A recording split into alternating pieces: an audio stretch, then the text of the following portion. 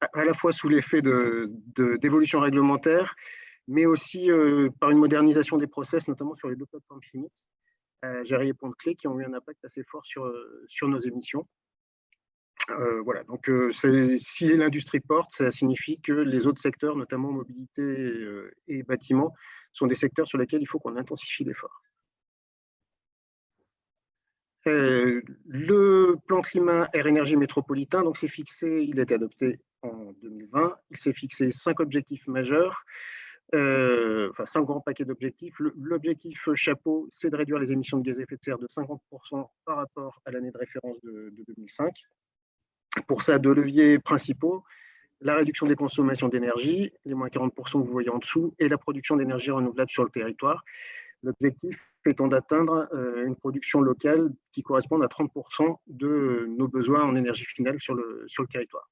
Et ensuite, ces objectifs plutôt climatiques sont complétés d'objectifs sur la qualité de l'air d'une part, avec un objectif d'atteindre les recommandations de l'OMS de 2005, parce que les recommandations OMS ont évolué en fin d'année 2021, vous le savez peut-être, et d'adapter le territoire au changement climatique. Alors, pour ça, on a un certain nombre d'actions à mettre en œuvre, mais l'objectif principal, c'est de réduire sanctuariser les espaces naturels, les espaces agricoles, construire dans le tissu urbain existant et réduire notre consommation d'espace. Voilà. Et j'en finis sur la dernière diapo.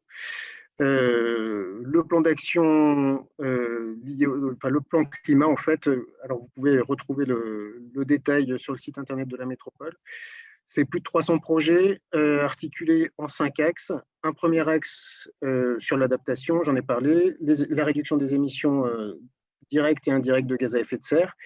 Et puis simplement m'attarder sur les deux derniers axes.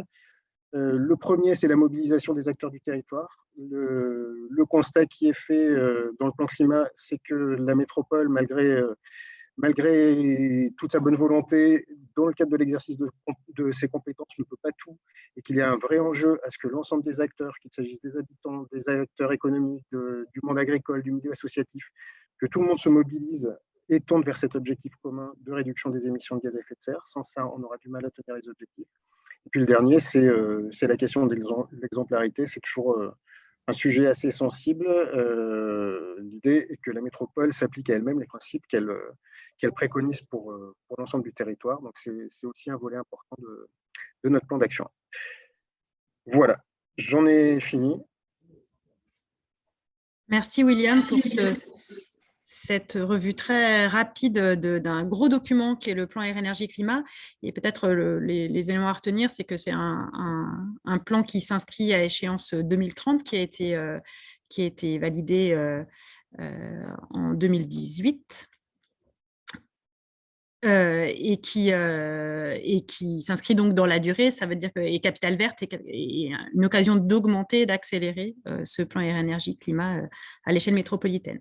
Donc cette prise de conscience, elle s'appuie aussi sur un certain nombre au-delà de ce qui se fait sur le territoire, sur la prise de conscience de ce qui se passe à l'échelle planétaire, et on va passer en revue un certain nombre d'outils, ressources pour faciliter la sensibilisation. Donc là, l'enjeu, c'est ouvrez votre boîte à outils, saisissez-vous des propositions qui vont être faites dans un premier temps par Maude, qui va nous passer en revue toute une série de ressources.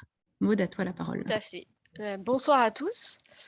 Donc, effectivement, moi, je vais faire un petit panorama d'outils qui existent pour sensibiliser, parce que on sait tous qu'il faut qu'on avance, qu'on en parle, qu'on passe à l'action, mais on ne sait pas forcément comment mobiliser ses collègues, ses salariés, ses habitants.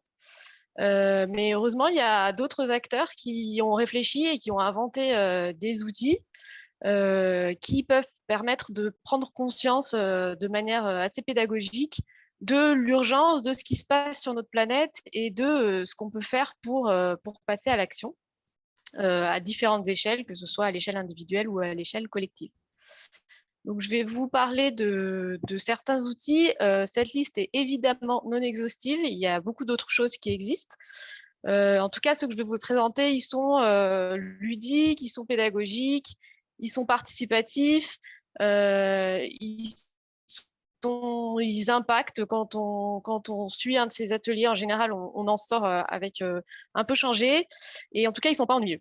Donc voilà, je vais passer très vite sur d'entre eux parce qu'ils vous seront présentés, enfin 3 d'entre eux même parce qu'ils vous seront présentés par la suite. Donc le premier, c'est la fresque du climat, donc qui permet de prendre conscience, comme c'était dit dans la plénière, d'où on vient et où on va et ce qui se passe sur notre planète pour qu'on en arrive là où on est actuellement et qu'est-ce qui va se passer si on ne fait rien. Ça vous sera expliqué. Je voulais juste vous dire qu'il y a un certain nombre d'outils, de fresques qui ont été créés. Tu peux revenir à ma première slide, qui ont été créés sur le modèle de la fresque du climat, mais sur des thématiques un petit peu plus précises et qui peuvent vous intéresser aussi dans vos structures. Je pense notamment à la fresque du numérique et à la fresque de l'économie circulaire qui peuvent être intéressantes, notamment pour les entreprises. Voilà. Donc, parmi les autres outils qui peuvent exister, donc des outils qui permettent de calculer son empreinte carbone et de trouver des solutions pour la réduire.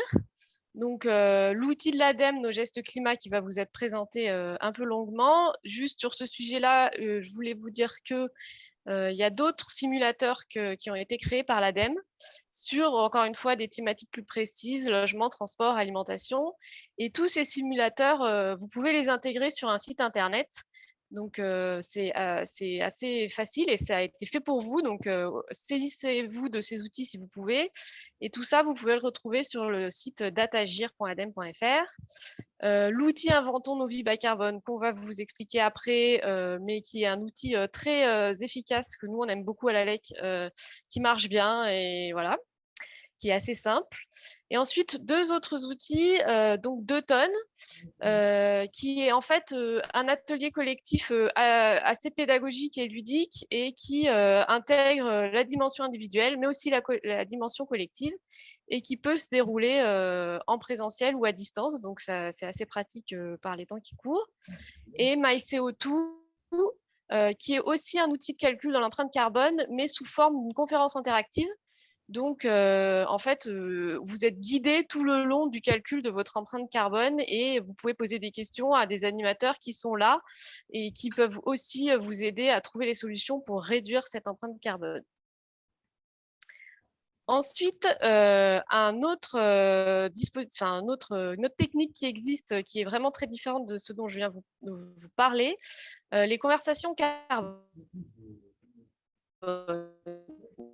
Alors, les conversations carbone, par petits groupes et au fil de 6 séances, c'est une technique qui a une approche un peu psychologique et qui permet de lever les freins. En fait, on a tous en nous une difficulté à changer, en fait. Et les conversations carbone ont pour objectif de se confronter à ce changement nécessaire et de se confronter aux peurs ou aux freins qu'on peut avoir en nous pour passer à l'action. Alors, ce qu'il faut savoir, c'est que Grenoble Alpes Métropole lance un appel à manifestation d'intérêt pour les acteurs du territoire. Et donc, si ça vous intéresse, vous pouvez désigner un binôme dans votre structure ou dans votre réseau qui sera formé par une association qui porte ces conversations carbone, mais financée par Grenoble Alpes Métropole, en échange de quoi vous vous engagez à faire un certain nombre de sessions de conversations carbone dans votre structure ou dans votre réseau. Donc là, je vous le dis très vite, donc ce n'est pas forcément clair. Mais vous pourrez trouver donc dans le chat un lien pour aller voir une page qui vous donnera plus d'informations.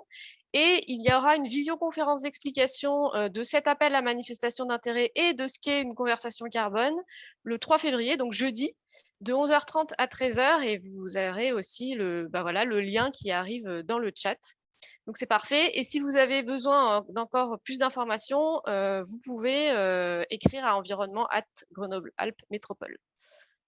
Voilà, dernière slide pour vous parler de 2 sites. Bon, il en existe plein d'autres, mais voilà, petite sélection de 2 sites et applis qui donnent des solutions très concrètes. En gros, bah voilà, je décide que je veux changer, d'accord, mais qu'est-ce que je fais, où je trouve, où je fais mes courses, comment je me déplace, comment je fais. Et en fait, WWF a fait un site, donc We Act for Good, qui est assez pédagogique avec des actions pour vous permettre de gagner des points, des conseils, des informations, mais aussi la possibilité de créer des groupes, et notamment des groupes privés, mais pas que, par exemple, des groupes de territoire, une commune ou un autre territoire, voilà, et vous pouvez après vous challenger dans ce groupe. Donc, c'est assez bien fait. Et Transiscope, qui est une cartographie participative des initiatives qui existent sur un territoire pour la transition. Donc voilà, les adresses, en fait, toutes les bonnes adresses qui existent sur un territoire. Et tous les outils qui ont été développés par Transiscope sont des outils en open source, donc qui peuvent être améliorés au fil de l'eau. Et voilà, pour résumer. Donc maintenant, on va vous présenter 3 outils plus précisément. Donc, la fresque du climat, qui commence à être un outil relativement bien connu et qui a été déployé sur le territoire le week-end dernier, mais ça valait le coup de prendre un petit temps avec Capucine Join-Lambert qui va nous expliquer rapidement comment ça se passe concrètement, une fresque du climat. Bonjour à tous, merci. Alors, je suis Capucine Join-Lambert, je suis consultante en RSE et animatrice pour l'association La Fresque du Climat. Et donc, je vais vous présenter cet atelier qui est collaboratif et pédagogique et qui permet de comprendre en 3 heures les enjeux du changement climatique et donc de répondre au défi 1.1 qui vous est lancé, c'est-à-dire s'informer et prendre conscience. Alors, pourquoi est-ce qu'on pense dans l'association La Fresque du Climat qu'il est utile de faire cet atelier en entreprise ? Parce que tout comme pour les individus, l'entreprise va elle aussi être impactée par les conséquences du réchauffement climatique. Et pour pouvoir agir, on est convaincu dans l'association qu'il faut dans un premier temps comprendre comment on en arrive là. Alors, notre objectif avec cet atelier, c'est de faire prendre conscience de la complexité du changement climatique, de donner une vision d'ensemble de cette problématique systémique. Là, on peut passer à la slide suivante. Voilà, merci. Et puis de fournir des clés de compréhension pour agir rapidement face à l'urgence climatique. Donc pour ça, on va faire appel à des faits scientifiques, à la créativité de vos collaborateurs et puis également à leurs compétences humaines. Donc pour mettre en place un atelier, c'est très simple. Il suffit d'un jeu de cartes que l'animateur apporte. Je vais vous montrer quelques cartes, là j'en ai dans les mains. Donc, vous voyez, c'est des cartes comme ça avec un recto sur lequel vous pouvez voir un titre et puis des graphiques ou une illustration et puis au verso des petites explications. Donc, il suffit d'avoir ce jeu de cartes qui est généralement apporté par l'animateur. Il faut des participants, donc 4 au minimum, mais le nombre de participants est illimité. À partir du moment où vous avez assez d'animateurs, puisqu'il faut un animateur pour 4 à 14 participants. Et puis, il faut 3 heures de votre libéré dans votre emploi du temps, sachant que c'est un atelier qui se fait en présentiel, mais qui peut se faire également en distanciel. Et même en distanciel, ça prendra 3 heures aussi, et c'est le même procédé. Donc, le déroulé, dans votre entreprise, concrètement, vous avez un animateur pour 1 voire 2 groupes. Dans chaque groupe, il y a 4 à 7 participants. Donc, dans un premier temps, vous allez avoir deux phases. Dans la première phase, il va y avoir la partie réflexion, où là, vous allez jouer donc avec ce jeu de cartes qui regroupe les 42 faits les plus marquants du dernier rapport du GIEC. Donc, le GIEC, c'est un consensus scientifique. Et l'objectif, pendant 1h30 à peu près, ça va être de trouver les liens de causalité entre les cartes en faisant appel à l'intelligence collective. Dans un deuxième temps, il va y avoir la partie débrief qui va durer 1h30 à peu près aussi, où là, l'animateur va poser un cadre d'échange et de débat qui correspond ou non à votre secteur d'activité. Ça, c'est selon ce que vous aurez convenu avec l'animateur, qui d'ailleurs, lui, est là en tant que facilitateur pendant les deux phases. Donc concrètement, comment ça se passe au tout début, dans la première phase? Chaque équipe constituée de 4 à 7 participants se rassemble autour d'une table qui doit faire, dans l'idéal, 2 mètres par 1 mètre. L'animateur va placer les 7 cartes qui constituent le premier lot des 42 cartes. Donc, il y a 5 lots en tout. Donc, l'animateur commence par positionner les 7 cartes. Là, vous avez les 7 premières cartes de ce jeu. Et l'équipe doit décider ensemble de ranger dans l'ordre cause-conséquence les cartes qui sont disposées.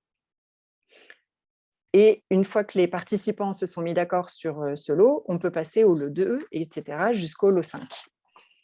Et donc, effectivement, on arrive jusqu'à quelque chose de l'ordre qui ressemble à ce que vous avez à l'écran.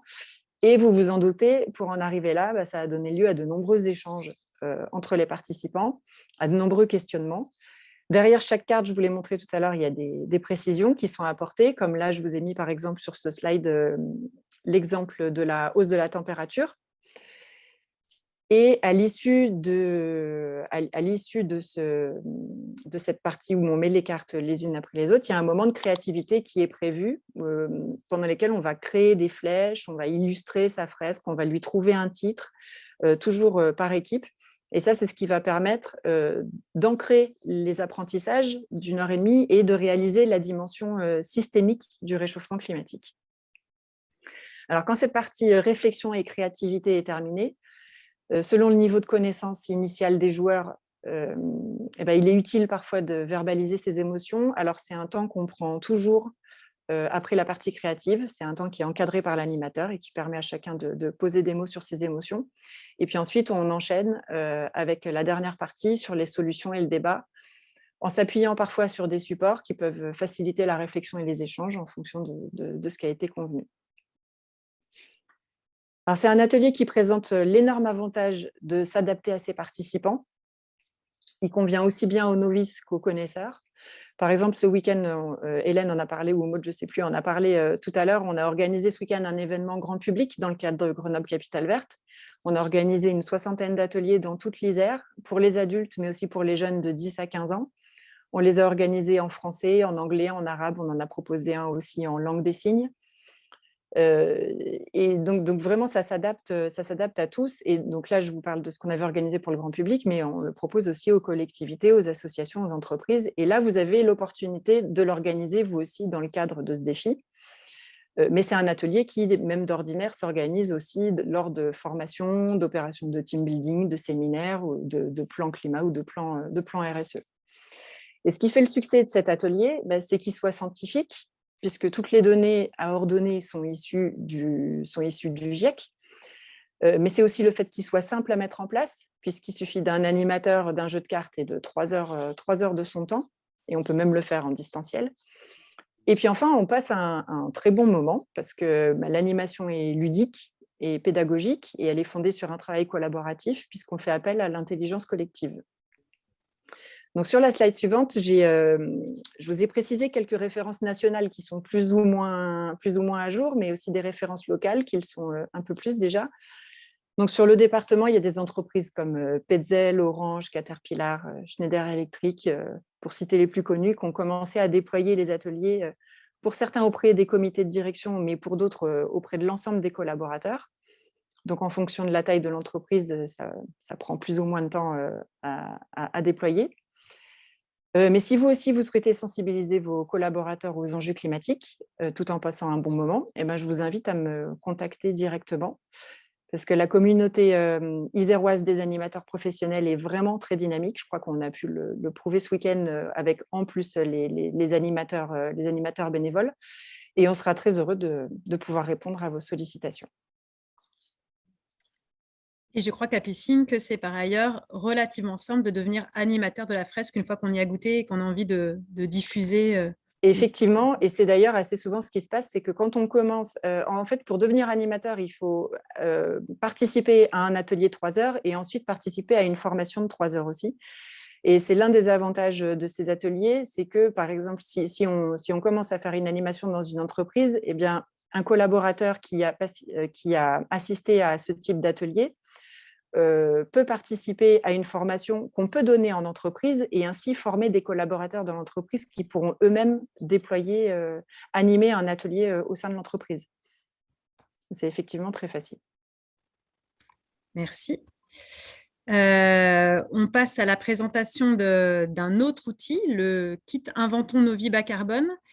Et je donne la parole à Arnaud et je vais arrêter mon partage d'écran parce que je crois qu'Arnaud veut nous faire une démonstration en live depuis chez lui. C'est ça, exactement. Parfait. J'ai hésité entre un PowerPoint ou faire vivre un petit bout de ce que c'est qu'Inventons nos vies bas carbone. Donc, j'ai choisi la deuxième option dans la mesure où, effectivement, ça vous permet de réaliser concrètement ce qu'est Inventons nos vies bas carbone. Alors, c'est aussi un jeu de cartes. C'est un jeu de cartes qui, comme vous le voyez, qui sont un peu plus grosses que celles de la fresque du climat, pour la bonne et simple raison qu'au lieu d'être posées à l'horizontale sur une table, elles sont suspendues à une ficelle. Donc, il suffit d'avoir le jeu de cartes, une ficelle, et puis ensuite, on déroule le PowerPoint du futur. Sachant que l'objectif, la particularité d'Inventons nos vies bas carbone, c'est un outil finalement qui est très complémentaire de la fresque du climat. Donc, c'est parfait qu'on enchaîne les présentations d'outils comme ça, puisque la fresque, c'est très bien pour comprendre le problème et commencer effectivement à réfléchir aux solutions. Et le kit Inventons nos vies bas carbone, il est parfait aussi pour amener des ordres de grandeur qui vont nous aider finalement à réfléchir à des scénarios bas carbone qui soient pertinents. L'idée, c'est de sortir un petit peu des constats qu'on avait tendance à faire au début des fresques où les gens sortaient en se disant « je vais trier mes déchets et je vais résoudre le problème du climat ». Non, ça ne suffit pas et c'est là que c'est intéressant d'avoir des ordres de grandeur. Alors, Inventons nos vies bas carbone, c'est un outil qu'il faut imaginer comme un couteau suisse finalement. On peut l'animer de plein de manières différentes, dans un format court qui dure un quart d'heure, une demi-heure, jusqu'à un format plus long qui va durer 2 à 3 heures. On va mettre les participants en situation de conception de scénarios bas carbone. Donc, le kit, il est conçu finalement en 2 parties. Il y a 70 cartes. Donc, il y a toute une partie carte constat, comme vous le voyez là, dont je vais vous montrer un certain nombre, qui fait à peu près la moitié du kit. Et puis, il y a toute une partie carte solution, qui permettent du coup de visualiser concrètement ce que signifierait en termes d'émissions des choix qu'on fait au quotidien sur nos modes de déplacement, notre alimentation, le chauffage de nos bâtiments, etc.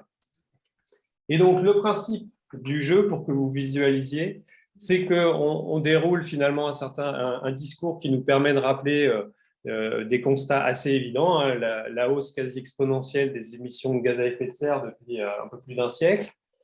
Le fait que pour tenir l'accord de Paris, donc l'outil permet de traduire très concrètement ce que ça veut dire l'accord de Paris et donc de ne pas dépasser les 2 degrés à la fin du siècle, il faut suivre une courbe de réduction qui, comme vous le voyez ici, est assez importante. Mais on va du coup le traduire de manière concrète à travers la notion d'empreinte carbone d'un Français moyen. Et alors, ça a été dit un petit peu en introduction sur le plan climat du Grenoblois.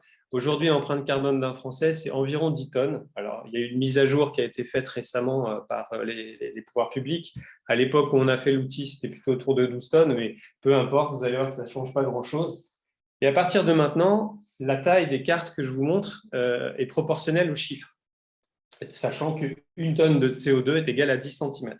Donc, typiquement, dans ces 10 à 12 tonnes d'empreinte carbone d'un Français moyen, on va trouver environ 3 tonnes de transport. Et vous voyez que donc, cette carte fait 29 cm. Dedans, il y a la part de la voiture qui fait à peu près les 2/3, un peu d'avion, un peu de train, un peu de fret.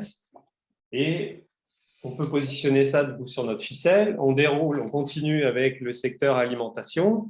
On voit que la part de la viande est assez prépondérante dans l'empreinte carbone alimentaire d'un Français. On continue sur le logement où on a environ 2,5 tonnes. On voit que la part de l'énergie des logements est importante, que la question de la construction et de l'entretien des logements n'est pas négligeable. Il y a les équipements également. Et on a le dernier secteur qui est celui de la consommation dans lequel on va retrouver l'habillement, le numérique qui n'est pas négligeable non plus, et puis les autres biens et services. Et de cette manière, on arrive à construire alors, là, il nous manque, je ne sais pas si vous voyez parfaitement, je pense que vous voyez à peu près. Il nous manque un tout petit peu pour faire les 10 à 12 tonnes, c'est les services publics qui permettent de compléter. Donc, dans les services publics, on retrouve la santé, l'éducation, la justice, la recherche, l'armée. Et de cette manière, on arrive à visualiser l'empreinte carbone d'un Français sur une longueur qui fait 1,20 m. Alors 1 mètre quand on aura mis à jour l'outil, mais 1,20 m qui représente donc l'empreinte carbone d'un Français. Et ensuite, la question qui se pose, c'est vers quelle empreinte carbone il faut que l'on aille si on veut respecter ce fameux accord de Paris et ne pas dépasser les 2 degrés de réchauffement à la fin du siècle. Et du coup, la réponse à laquelle on aboutit, c'est qu'il faut passer sous la barre des 2 tonnes. Et donc, la carte cible fait 20 cm. Et ça permet de visualiser que finalement, il faut qu'on passe de 1 mètre ou 1,20 m à 20 cm dans un délai qui est précisé, évidemment, qui est de 2050. Hein. Tout ça est expliqué en détail lors d'un atelier complet. Mais ça permet de visualiser concrètement que chaque secteur est au-dessus de l'objectif, qu'il va falloir travailler sur l'ensemble des secteurs pour atteindre notre cible. Et puis ensuite, on passe au cœur du sujet qui est comment est-ce qu'on peut inventer nos vies bas carbone, c'est-à-dire qu'est-ce qu'on peut faire concrètement. Et là, du coup, alors je décale un peu les cartes pour que vous voyez tout, parce qu'en vrai, on a quand même un champ de vision un peu plus large. Je vous donne 2 exemples de cartes solutions.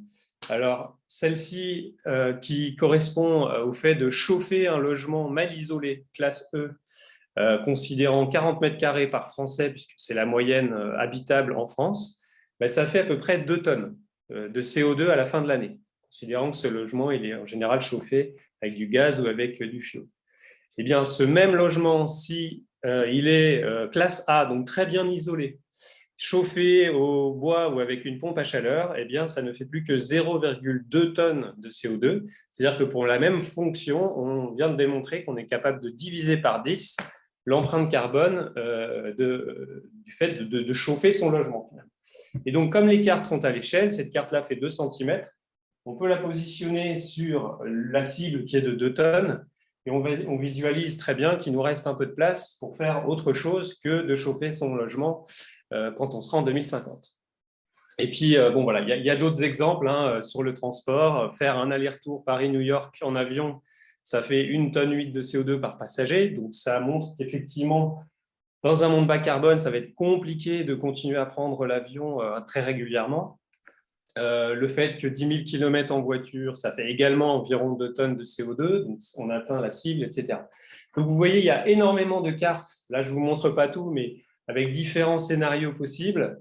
Idem pour l'alimentation, on a une petite dizaine de cartes par secteur, etc., qui permettent comme ça, finalement, de construire des scénarios bas carbone qui soient le plus compatibles possible avec cet objectif de 2050. Alors, quand on anime ça dans des groupes en format classique, finalement, parce que là, je vous le fais encore une fois de manière très, très restreinte, sur un format de 2 heures ou 3 heures, eh bien, on prend le temps de poser le problème comme on vient de le faire, de donner des ordres de grandeur, et ensuite, on met les participants en situation de travail, par groupe de travail, où chaque groupe va élaborer un scénario par thématique, en général, transport, alimentation, logement, consommation. Et puis, au bout de 3/4 d'heure, 1 heure de travail, on présente, chaque groupe vient présenter son scénario et ça donne lieu à des discussions, évidemment, entre tout le monde, tout le groupe qui a participé à ça. Et on en ressort avec une vision un peu plus claire, finalement, de ce qui est faisable, donc à quelles conditions c'est faisable. Ça soulève tout un tas de questions d'ordre social, économique, etc. Et c'est passionnant. Et je vous montre également 2 autres types de cartes que l'on a. Des cartes influence qui sont là pour montrer aussi que finalement, ce dont on parle là, ce n'est pas que de l'action individuelle. C'est une traduction de l'accord de Paris à l'échelle individuelle, mais il faut action individuelle et action collective. Et ce qui est intéressant, c'est que ce jeu, on l'anime aussi auprès des élus, des entreprises, Et finalement, ça permet de visualiser aussi ce qu'une entreprise peut faire pour accompagner le Français moyen dans la réduction de son empreinte carbone. Typiquement, Bouygues, chez qui on a été animé le kit Inventons nos vies bas carbone, la question que se pose Bouygues, c'est comment est-ce que dans mon activité d'habitation, je peux accompagner mes clients, qui sont des Français aussi, à réduire leur empreinte carbone sur le volet logement, habitation. Et donc, c'est aussi un outil qui permet de voir ce que peuvent faire des collectivités, des structures privées, d'entreprises, etc. Merci beaucoup, Arnaud. Je termine juste sur le fait qu'il y a aussi des cartes qui font du bien, c'est-à-dire toutes les cartes des choses qu'on peut faire et qui n'émettent pas de CO2, qui permettent de conclure de manière ouverte et plutôt joyeuse, puisque le but, c'est d'inventer des vies bas carbone heureuses. Et voilà. Alors, il y a des questions. J'ai pas vu les questions. Voilà, il y a une question qui est apparue dans le chat avec notamment cette question de l'articulation, et je pense que c'est une question qui est un peu récurrente et qu'on verra avec le point suivant sur comment est-ce qu'on calcule notre propre empreinte carbone, c'est toujours quelle est la part de notre vie personnelle, ce qui se passe dans notre vie personnelle et notre vie professionnelle. Voilà, sur quoi s'appuie la méthode Inventons nos vies. On parle plutôt de nos vies perso.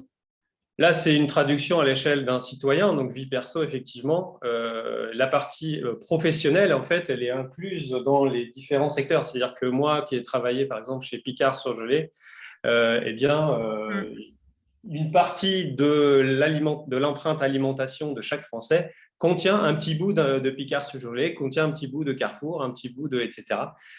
Tout ça est comptabilisé déjà dans les empreintes carbone de chaque Français. Donc, on est bien plutôt sur la vie perso. Merci beaucoup, Arnaud. Je vous propose de continuer à poser les questions dans le chat, puis Arnaud pourra y répondre au fil de l'eau. Et on continue avec ce cheminement pour arriver à mieux prendre conscience pour chacun d'entre nous, quelle est notre empreinte carbone, avec un outil qui a été développé par l'ADEME, qui s'appelle Nos Gestes Climat et qui va être maintenant présenté par Martin Régnier. Tout à fait, il y a une petite presse, j'imagine qu'elle va revenir, pas de souci, mais en tout cas, merci. Merci pour l'invitation. J'espère que vous avez encore un petit peu de place dans votre boîte à outils. Je vais vous présenter Nos Gestes Climat, mais pas seulement. Voilà, donc écoutez, je suis ravi donc, de vous présenter ça. Donc, en 2 mots, juste d'Atagir, donc moi je suis responsable de ce service qui développe, donc qui est pleinement gratuit, hein, donc on fait partie de l'ADEME, l'Agence de la transition écologique. Notre but, c'est de sensibiliser, d'apporter des informations très largement. Et donc, pour ça, on accompagne les services digitaux, etc., dans l'appropriation de nos données. Mais on vous accompagne aussi dans l'intégration d'outils. Ça a été un tout petit peu dit tout à l'heure par Maud, je vais rentrer un tout petit peu dans le détail. Des outils qui sont clés en main que vous allez pouvoir intégrer.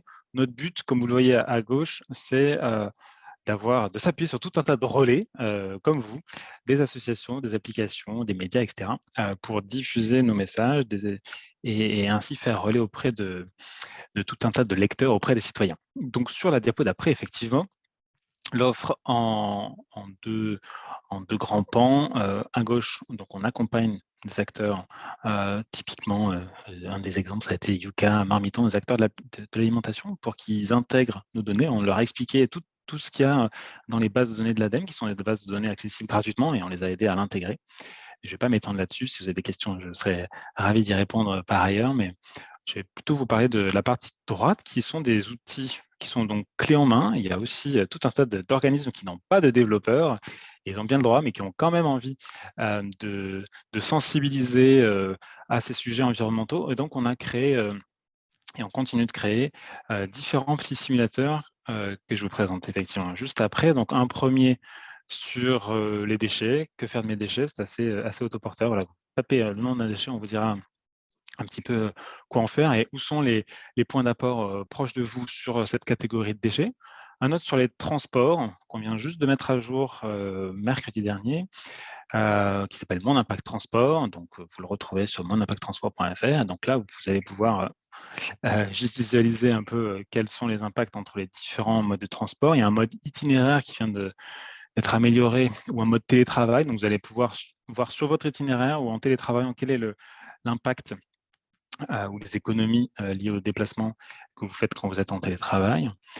Ensuite, il y a effectivement un autre sur l'alimentation. Donc là, c'est plutôt sur les fruits et légumes de saison.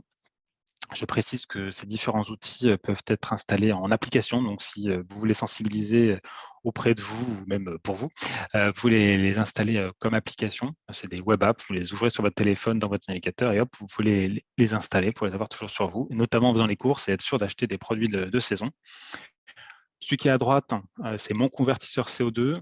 Alors, c'est vrai qu'on voit de plus en plus du CO2 partout, et donc je pense que c'est une bonne chose d'avoir cette dimension qui apparaît de plus en plus dans nos vies.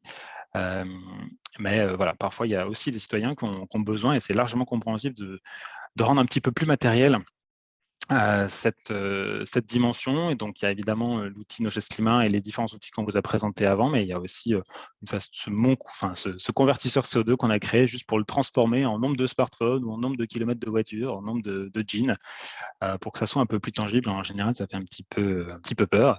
Voilà, mais c'est l'idée de cet outil. Et puis, il y a Nogest Climat, donc, qui est un outil qu'on a développé avec l'association Bilan Carbone, qu'on va tester juste ensuite. On a dépassé le million de visiteurs sur ce site. L'objectif, vous allez le voir, on va faire, peut-être qu'on raccourcira un peu le test, mais vous ferez le test également. C'est à travers des questions très simples sur vos habitudes, de vie et les mêmes thématiques qu'on a vues précédemment, l'alimentation, les transports, le logement, etc. Vous allez pouvoir, voilà, en rentrant ces données, calculer votre empreinte sur le climat, un peu monter sur la balance. C'est un peu la même chose qu'inventant notre bilan carbone, sauf que là, ça va être vraiment votre propre empreinte à vous, c'est vos réponses. Et vous allez être donc peut-être à 9 tonnes, autour de la moyenne française, 9-10 tonnes. Et on ne vous abandonne pas là sur la balance, on vous aide ensuite à mieux comprendre, certes, parce que vous avez la décomposition, et puis passer à l'action également, diminuer cette empreinte. Chacun à son rythme. Il y a des actions qui sont très ambitieuses, d'autres moins. Il faut aussi laisser des marges de manœuvre à chacun. Et à chaque fois, on vous chiffre précisément ces actions en fonction de ce que vous avez renseigné. C'est-à-dire que si vous avez mis que vous mangez beaucoup de viande, on vous dira l'impact, par exemple, de diviser par 2 cette viande. Ça représentera sans doute beaucoup pour vous. Si vous êtes au contraire déjà végétarien, évidemment, ça sera une action qui ne représentera plus rien. Vous mangez déjà plus de viande, mais il y aura sans doute d'autres actions qui pourront vous être proposées. Vraiment des actions très précises par rapport à vous. Juste avant de faire le test, je voulais vous dire, ça a été évoqué tout à l'heure par Maude, que donc, ce sont des outils que vous pouvez tous intégrer. Donc, Grenoble l'a fait, mais c'est des outils qui sont gratuits, que vous pouvez librement intégrer. Donc, c'est des iframes, ça s'encapsule sur votre site. Vous le voyez, il y a déjà beaucoup d'organismes de tout type qui le font, des collectivités, des associations, des entreprises, etc., qui permet pour nous juste de diffuser l'information. C'est vraiment ça notre but. On ne gagne pas plus d'argent, mais ça nous permet de continuer de véhiculer ces informations. Donc, il ne faut pas hésiter à le faire. Il n'y a même pas besoin de nous demander la permission. Vous allez directement sur les différents outils que j'ai mentionnés. Vous vous retrouvez aussi sur datagir.edem.fr, et puis vous pouvez les intégrer sur votre site et les diffuser. Voilà, donc n'hésitez pas à me contacter, c'est juste une planche de contact juste après, mais on peut la passer vite. Sachant que l'idée maintenant, c'est de un tout petit peu bouger, mais c'est pas bien grave, que vous rendiez donc sur le lien qui, je crois, a été remis dans la discussion, puisque Grenoble, comme je le disais, a intégré l'iframe que je viens de vous montrer, et ils ont ajouté une petite particularité, c'est que de manière à pouvoir relancer les utilisateurs, ils demandent le mail, donc c'est pour ça qu'il va falloir vous renseigner le mail, et puis ils collecteront juste le résultat final, ce qui vous permettra de vous comparer quand Grenoble, par exemple, vous proposera de refaire le test, et bien après 6 mois, par exemple, de se redire, OK, il y a 6 mois, j'en étais à 10, aujourd'hui, à combien je suis. Donc, c'est aussi une fonctionnalité qui est laissée possible avec notre iframe, donc un paramètre à rentrer. Il ne faut pas hésiter à le faire. Nous, de manière générale, on ne collecte pas les données, mais là, c'est possible pour certains.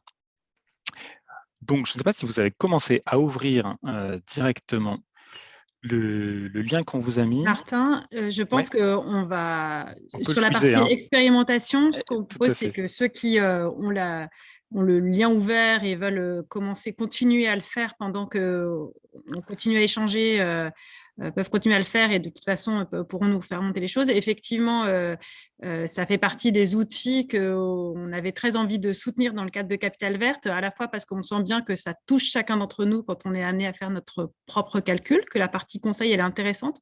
Elle peut bien faire le lien d'ailleurs avec tous les défis qui sont dans Capital Verte. Et puis, ça va être aussi un de nos outils. Alors, pour celles et ceux d'entre vous qui sont d'accord pour jouer le jeu du partage des données anonymisées, mais l'idée, c'est d'arriver à regarder si ça a un impact, en fait, Capital Verte. Donc, ça va aussi contribuer à l'évaluation de toute cette année.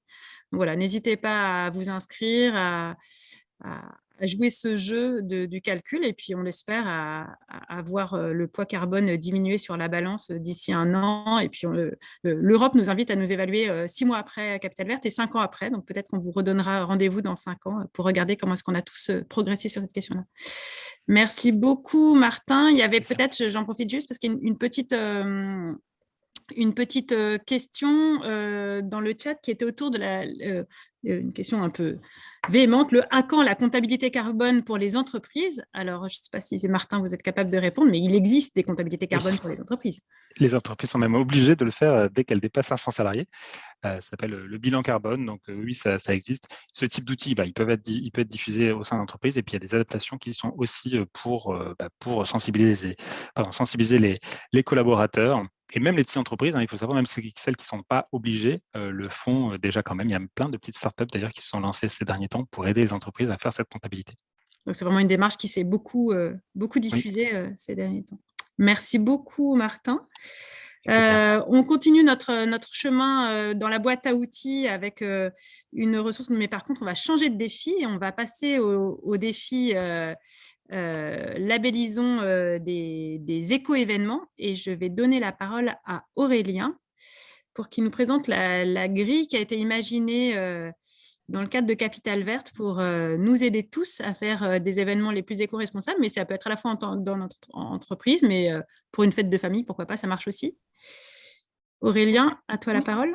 Et ça peut d'autant plus marcher que là, dans les semaines qui vont arriver, on va pouvoir aussi la partager à tout le monde.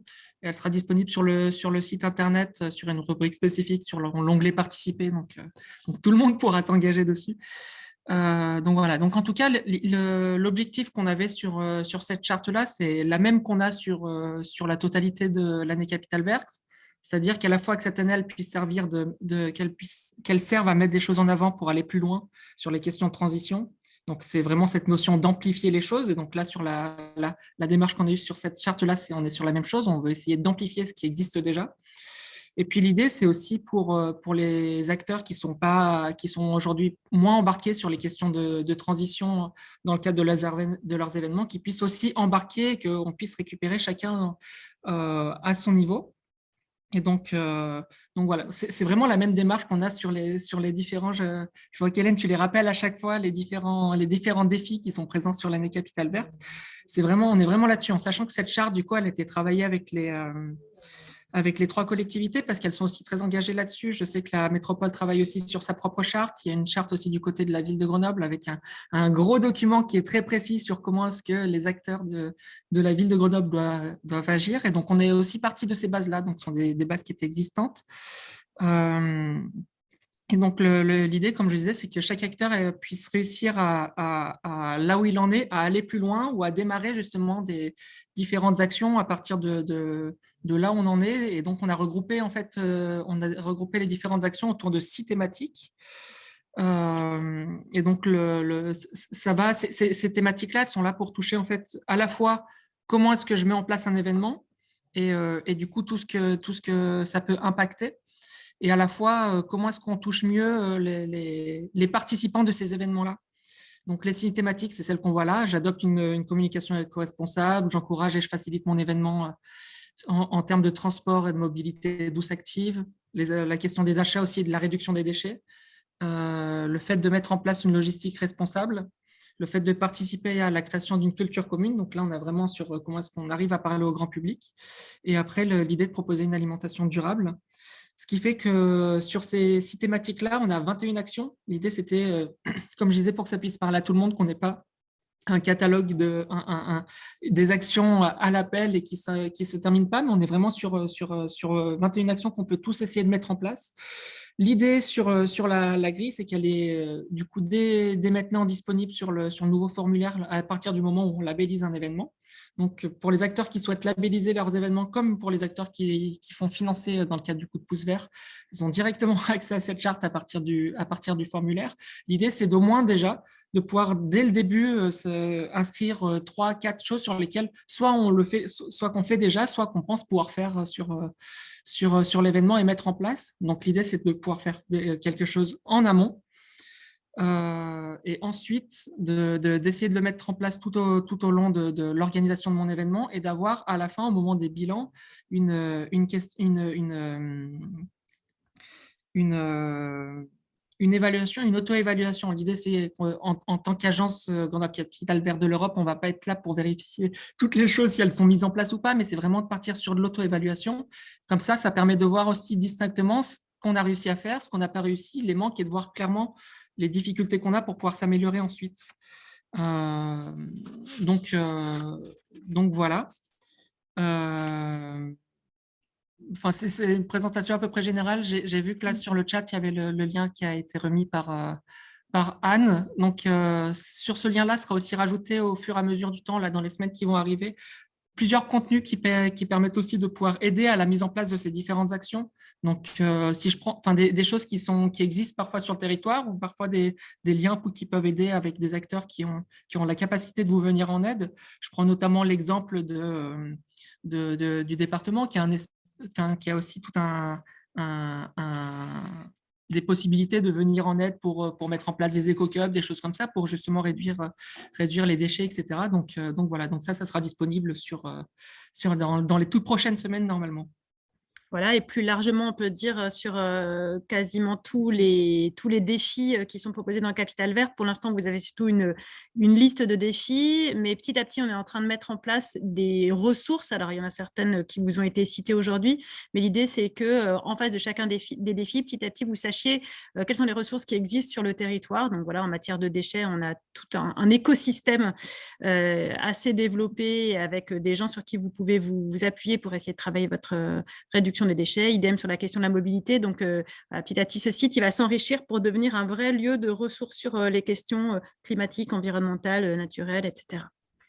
Merci beaucoup Aurélien. Toujours pareil, si vous avez des questions, n'hésitez pas à les poser dans le chat. On va avoir donc cette grille éco-événement, elle est accessible d'ores et déjà sur le site Green Grenoble.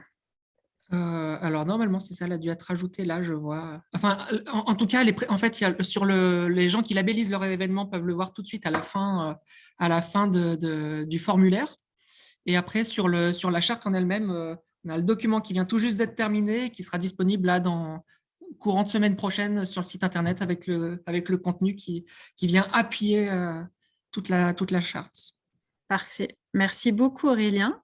Et puis donc on prend un dernier temps ensemble pour essayer d'explorer le 5e défi climat, qui est peut-être notre plus grand défi à tous, celui d'embarquer tout le monde et pas seulement le cercle des convaincus, ce qui est peut-être ce que nous sommes là tous autour de l'écran, mais le comment on va chercher ceux qui sont un peu plus éloignés de ces questions environnementales. Alors, il y a plusieurs propositions qui sont faites autour de défis, mais un qui nous semble intéressant à partager, c'était cette méthode des jeux ou des serious games qui sont de plus en plus utilisés dans différentes organisations. Et je repasse la parole à Maude pour qu'elle nous présente l'Escape Box. Oui, alors je n'ai pas la prétention de répondre à comment on embarque tout le monde, hein, et c'est juste un petit exemple d'un outil qui existe, qui peut servir à ça, mais effectivement, des serious games, il en existe plein et on vous en mettra effectivement dans les ressources. Moi, je voulais vous présenter un outil que nous, on peut proposer, la SPL ALEC, et la GEDEN, qui est notre partenaire, qui s'adresse aux acteurs associatifs et entreprises sur le territoire, sachant que nous, on s'adresse plutôt aux collectivités, mais on travaille main dans la main. Donc voilà, donc l'Escape Box, qu'est-ce que c'est? En fait, c'est un jeu sur le principe de l'Escape Game avec des énigmes. L'objectif étant d'attirer l'attention de personnes qui sont pas déjà sensibilisées, qui s'en fichent un peu de toutes ces questions-là, ça leur passe au-dessus, c'est pas leur priorité. Donc, comment on va les chercher pour ensuite les amener petit à petit à cheminer. Donc, c'est le but de cette escape box. Non, je n'y suis pas encore à cette seuil-là. Donc, l'idée, c'est de passer des messages ciblés sur des sujets concrets à travers les énigmes, en fait, parce que nos énigmes, elles vont parler mobilité, elles vont parler qualité de l'air, impacts locaux, du réchauffement, isolation des bâtiments, etc. Et on en profite, on les attrape par le jeu et on en profite pour leur faire connaître des dispositifs d'accompagnement qui existent sur le territoire, mais aussi des initiatives qui peuvent exister et leur donner envie, en fait, finalement, de faire des choses en passant un moment agréable. C'est le but. Alors, comment ça marche?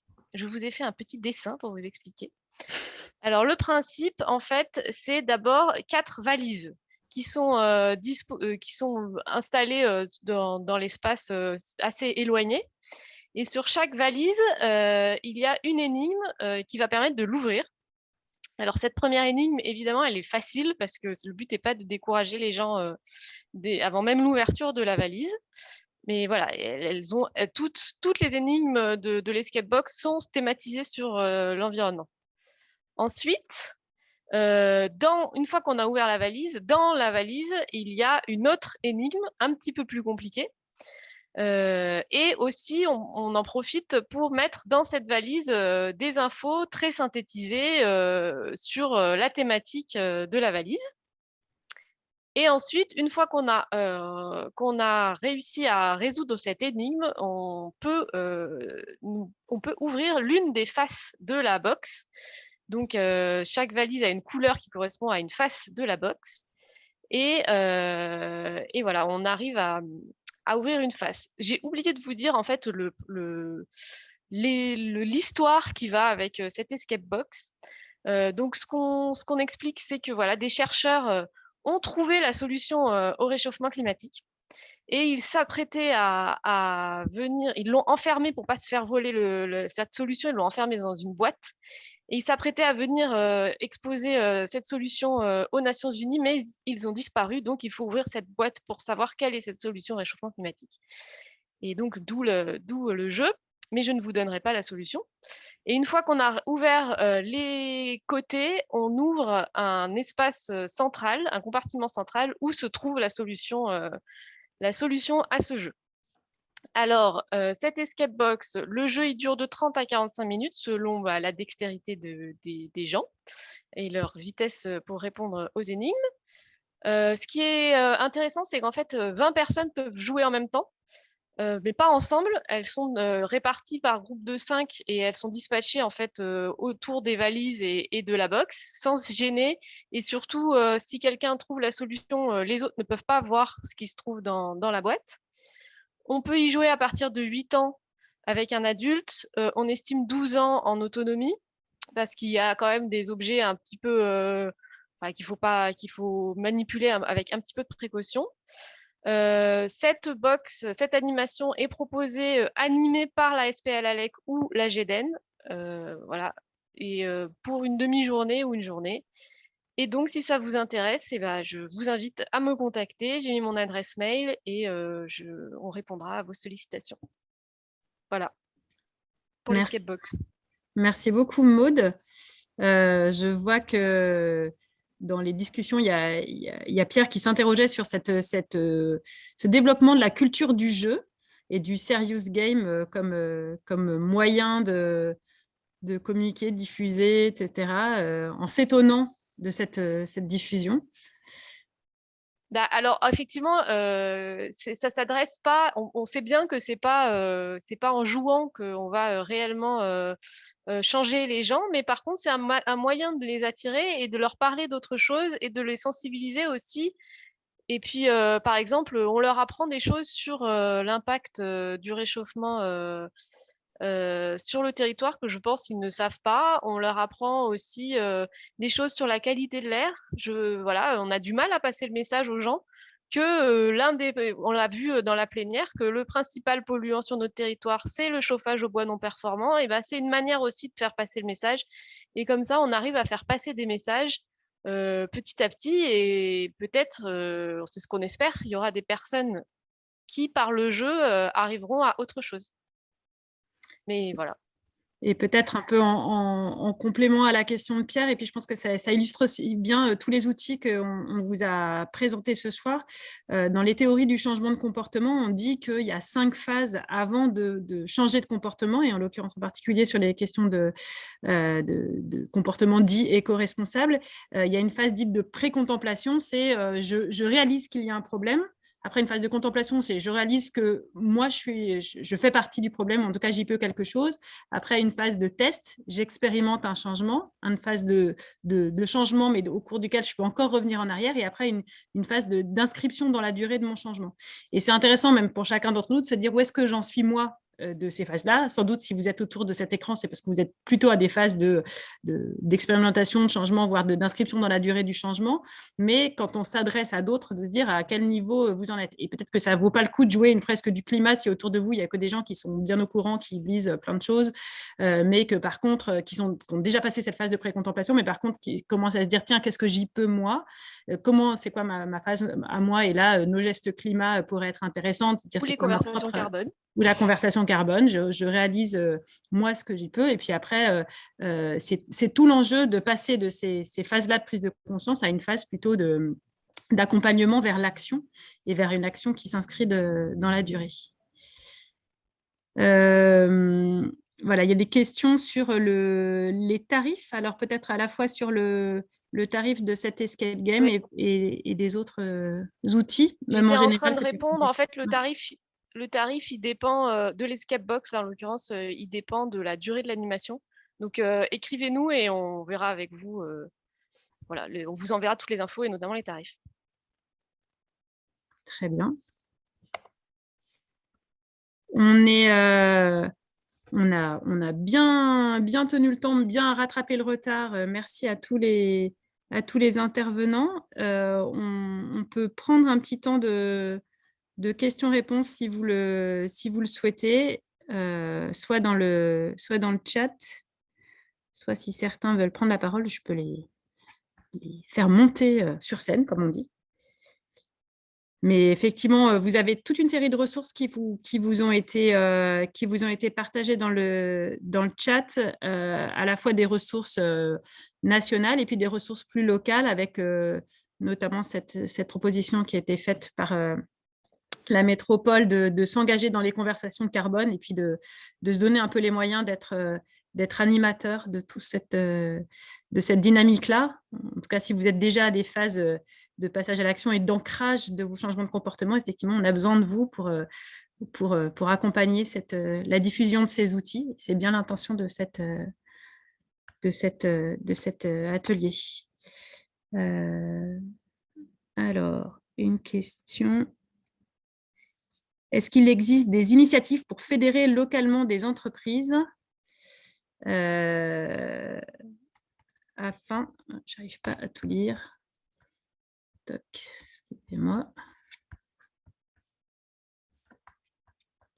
Donc la question de est-ce qu'il existe des initiatives pour fédérer localement des entreprises afin d'avancer collectivement en vue des objectifs climatiques, notamment au niveau des organisations professionnelles. Et notre intervenant nous parle du grand défi des entreprises pour la planète, ou la Convention des entreprises pour le climat, effectivement, qui, comme le modèle de la Convention des citoyens, se réunit en ce moment, et puis qui a une petite antenne locale, je crois, qui s'est réunie il y a peu de temps autour de Grenoble École de Management. Voilà, est-ce que du côté de Maud ou de William, vous avez capacité à répondre sur cette logique de l'entrée par les organisations professionnelles? Peut-être un mot. Effectivement, il y a plusieurs initiatives. La CCI anime un certain nombre de groupes de travail autour de ces questions de transition. Et par contre, la métropole a engagé, alors je ne suis pas au cœur du projet, donc j'en parlerai peut-être mal. En tout cas, la métropole a engagé 2 choses. La mise en place d'un pacte économique local auquel les entreprises sont invitées à adhérer, Et parmi les axes de travail, il y a cet axe de la transition. Ça, c'est le premier levier. Et puis, le premier aspect. Et le deuxième, c'est que la métropole réfléchit aujourd'hui à sa stratégie de développement économique, notamment en mettant cette question des transitions au cœur de la réflexion. Et là, il y a un travail qui doit s'amorcer. Alors, les modalités pratiques d'association des entreprises, je ne les connais pas, donc il faudrait qu'on puisse revenir vers vous avec un peu plus d'éléments en la matière là, avec nos collègues du DAVECO. Mais la démarche s'amorce en tout cas, et il est bien prévu en plus qu'elle vienne rejoindre à un moment donné les réflexions qui sont menées dans le cadre de la Convention citoyenne pour le climat. Donc, Convention citoyenne pour le climat local qui est en cours de recrutement de ses panélistes avec un tirage au sort et qui démarrera ses travaux les 5 et 6 mars prochains et puis se terminera à la fin de l'année avec un mandat pour cette convention citoyenne de répondre à la question de comment est-ce qu'on arrive chacun à la neutralité carbone 2050. Donc, on est bien dans l'esprit Inventons nos vies bas carbone avec cette question de quelle est la part de chacun. Comment est-ce qu'on peut y contribuer. Et effectivement, la démarche portée auprès des entreprises s'inscrit dans cette même logique-là, de comment chacun joue sa part. Après, je pense que du côté des réseaux Ecobis de la CCI, il y a aussi une dynamique qui existe. Et puis peut-être, en tout cas, sur la déclinaison locale, le groupe local de la Convention des entreprises pour le climat, je sais que du côté de GEM, il y a quelque chose donc de Grenoble École de Management, il y a une dynamique qui s'est enclenchée. Il y a plusieurs entreprises du territoire, d'ailleurs, qui sont parties prenantes de cette convention nationale. Ouais.